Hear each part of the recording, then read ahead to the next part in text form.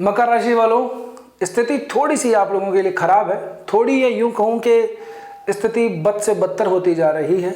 देखिए, केंद्र में भी कोई ग्रह नहीं है, ना त्रिकोण में कोई ग्रह है। केंद्र पूरा खाली है, त्रिकोण पूरा भी खाली चल रहा है। सारे जो ग्रह हैं ऊट पटांग भावों के अंदर बैठे हुए हैं।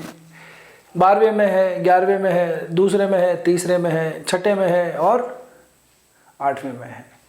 आप लोगों के लिए स्थिति थोड़ी सी परेशानी वाली है। सिर्फ एक पे नहीं, हर मोर्चे के ऊपर परेशानी आप लोगों की दिखाई देती है। तो मेरी सांत्वनाएं थोड़ी बहुत आप लोगों के साथ में है।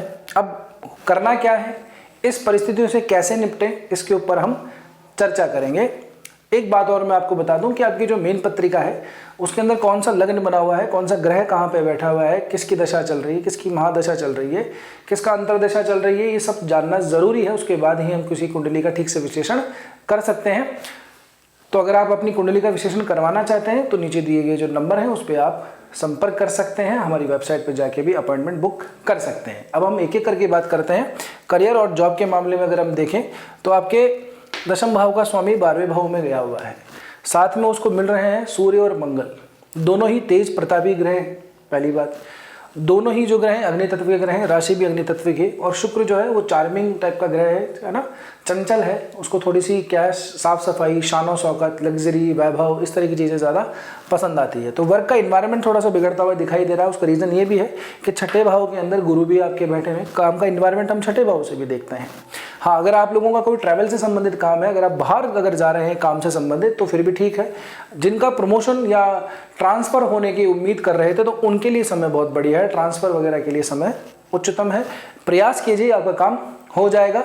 जिन लोगों को काम से संबंधित बाहर जाना है, जो गल्फ़ कंट्रीज़ में रहते हैं, है ना, यूएई वगैरह के अंदर रहते हैं, या फिर कहीं और देशों में रहते हैं जिनका वीज़ा माइग्रेशन है ना, वीज़ा वगैरह क्लियर नहीं हो रहा हो, तो उन लोगों के लिए भी समय ठीक है। आप चाहें तो अपना वीज़ा वगैरह क्लियर करवाने के लिए अप्लाई कर सकते हैं, आपका काम हो जाएगा।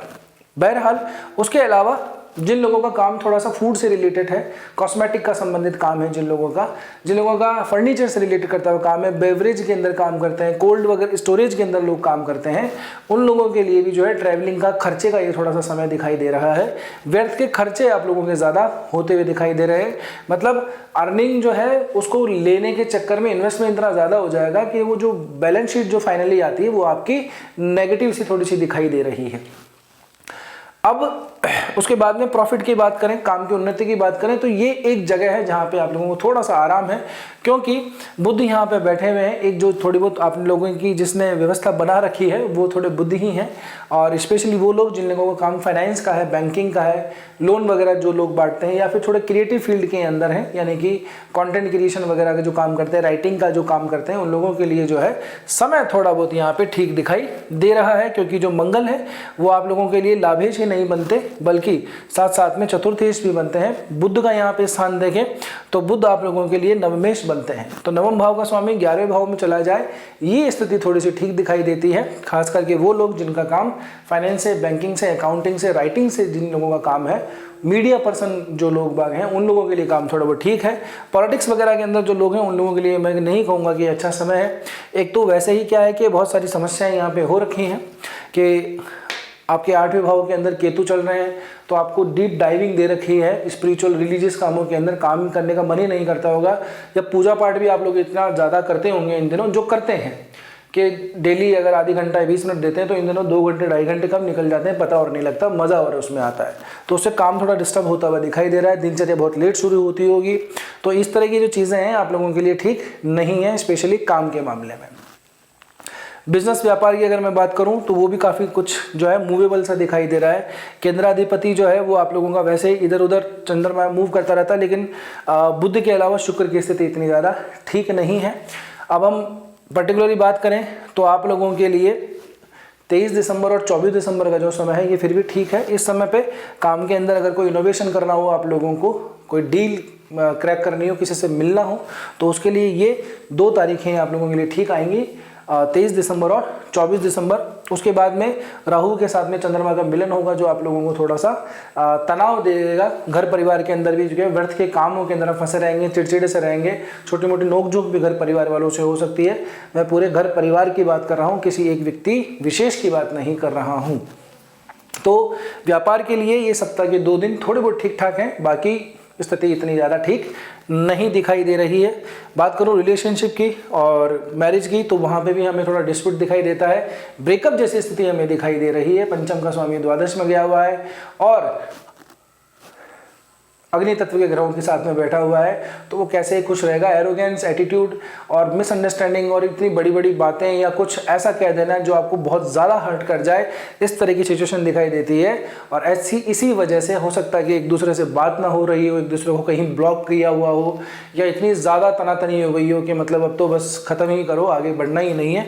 तो ऐसी स्थिति भी दिखाई देती है। तो अपने पार्टनर से थोड़ी शांति से बात कीजिए। अगर आपका मन नहीं है, दिमाग नहीं है, तो होल्ड कर दीजिए, मत कीजिए, मैसेज से बात कर लीजिए। रिलेशनशिप को तोड़ने से अच्छा है कि समय निकाल दिया जाए। शादी विवाह के लिए समय वैसे भी अभी मलवास थोड़े से चल रहे हैं, तो वो भी स्थिति नहीं है और आपके चार्ट में तो बिल्कुल भी दिखाई नहीं देती है। ये 2 दिन जो मैंने आप लोगों को बताए काम धंधे व्यापार के लिए, 23 दिसंबर और 24 दिसंबर, ये फिर भी थोड़े बहुत ठीक ठाक हैं। बाकी अदरवाइज कोई ज़्यादा इशू हमको सकारात्मक पक्ष से दिखाई नहीं देता है। आगे अगर अब हम बात करें तो आप लोगों के लिए हेल्थ को लेकर के, तो भैया स्वास्थ्य का भी आप लोगों को ध्यान रखना है। जिन लोगों को डायबिटीज़ है, शुगर है, पेट से संबंधित प्रॉब्लम है, जिनको कॉन्स्टिपेशन की प्रॉब्लम रहती है, उन लोगों को विशेषतः इस सप्ताह ध्यान ज़्यादा देने की ज़रूरत है। और जो लोग प्रोस्टेट पे हैं या कुछ मेडिसिन वगैरह लेते हैं अपने शुगर को, हेल्थ को और थायराइड वगैरह को कंट्रोल करने के लिए, उनको भी ज़्यादा ध्यान देने की ज़रूरत है। समस्या थोड़ी सी आप लोगों के लिए बढ़ सकती हैं, यानी कि खान पान का ध्यान रखिए, व्यर्थ की चीज़ों में समय ना गवाइए। ट्रैवल वगैरह पे जाते हैं तो कृपया करके थोड़ा सा सावधानी बरतें, खान पान का स्पेशली ध्यान रखें। रिस्की प्लेसेस पे ना जाएं, हाई एल्टीट्यूड पे ना जाएं, जिनको थोड़ी सी सांस वगैरह की दिक्कत है, नहीं तो समस्या बढ़ सकती है आप लोगों के लिए। ठीक है, बात करें उपाय के लिए, तो आप लोगों को उपाय मैंने पहले भी बताया था, अभी भी बता रहा हूँ। जो नए दर्शक हैं वो दर्शक ना बने, ये लोग जो हैं सब्सक्राइबर भी बन जाएं, ताकि आप लोगों को ऐसी ही ठीक वीडियो मिल सके। क्योंकि आजकल क्या है कि समय थोड़ा सा ऐसा है कि वीडियो चलाने के लिए कुछ लोग कुछ भी बोल देते हैं। जो सच है वो मैं आपको बता रहा हूँ, है ना।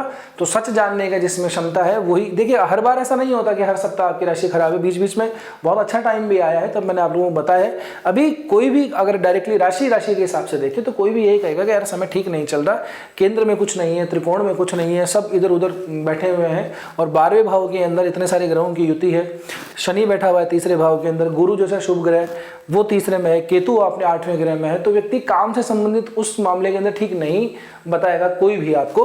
स्पिरिचुअल ग्रोथ वगैरह अगर करनी हो, सबको छोड़ छाड़ के, तो ठीक है, यात्राओं करने के लिए स्पिरिचुअल ग्रोथ करनी है, किसी गुरु से मिलना है ना, रिलीजियस प्लेस पे जाना है तो बढ़िया है। लेकिन फिर भी मैं आपको कहूँगा कि रिस्की ट्रैवल बिल्कुल भी मत कीजिएगा। अब मैं आपको रेमेडी की बात बता देता हूँ, कोई अच्छा सा उपाय।